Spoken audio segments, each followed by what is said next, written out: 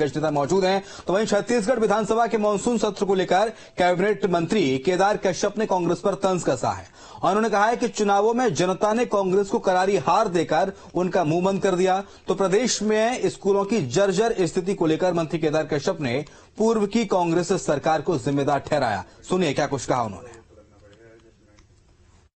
22 तारीख से विधानसभा का मानसून सत्र प्रारंभ हो रहा है। 5 दिनों तक ये मानसून सत्र चलेगा, लेकिन जिस तरीके से स्थिति है, पूरा विपक्ष विधानसभा और लोकसभा के जो करारी हार मिली है उससे वो बिल्कुल खामोश बैठा हुआ है, क्योंकि जनता ने उनका मुंह बंद करा दिया है, उनका बड़बोलापन खत्म हो गया है और भगवान उनको सहन शक्ति दे और विभिन्न विषयों पर उनको कहते हैं चिंतन करने का अवसर प्रदान करें।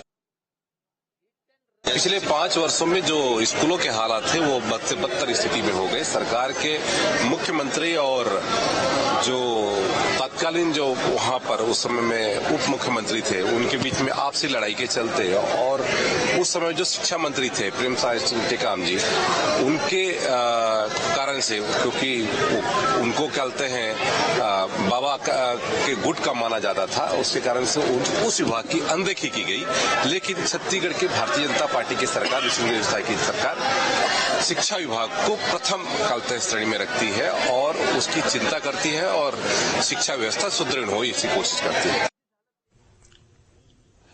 और जगदलपुर में आदिवासी वोट बैंक को लेकर एक नई सियासी जंग अब छिड़ती नजर आ रही है। कांग्रेस पार्टी के प्रदेश अध्यक्ष दीपक बैज ने दावा किया है कि लोकसभा चुनाव में भले ही कांग्रेस अच्छा प्रदर्शन नहीं कर पाई, लेकिन आदिवासी क्षेत्रों में पिछले विधानसभा चुनाव के मुकाबले कांग्रेस का वोट बैंक बढ़ा है। दीपक बैज का कहना है कि सरगुजा, कांकेर और बस्तर के इलाकों में आदिवासी वोटरों ने एक बार फिर से कांग्रेस पर भरोसा जताया। पीसीसी चीफ दीपक बैज इस बयान पर उन्होंने कहा कि बीजेपी प्रदेश अध्यक्ष किरण सिंह देव ने उन पर पलटवार किया। किरण सिंह देव ने कहा कि दीपक बैज को कोई भी बयान देने से पहले लोकसभा सीटों के परिणामों के बारे में एक बार देख लेना चाहिए।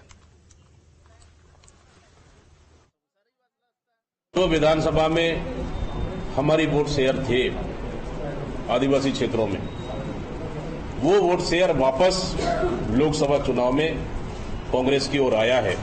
भले हम सीट नहीं जीत पाए, लेकिन सरगुजा की बात करें, कांकेर की बात करें, बस्तर की बात करें, इन क्षेत्रों में आदिवासी वोट बैंक फिर वापस कांग्रेस की ओर आया है। आने वाला समय में कांग्रेस पार्टी छत्तीसगढ़ प्रदेश में मजबूती के साथ इस साई सरकार के खिलाफ में डटकर लड़ेगी और जनता के मुद्दों को सड़क से लेकर सदन तक हम उठाएंगे।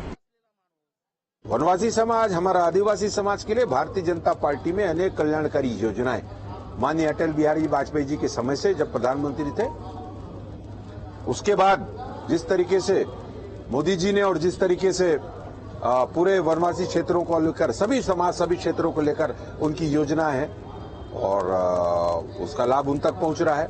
आदरणीय विष्णुदेव साय जी हमारे उसी जनजाति से हैं और लगातार चिंता कर रहे हैं। और रायपुर में एक निजी स्कूल में घुसकर गाली गलौज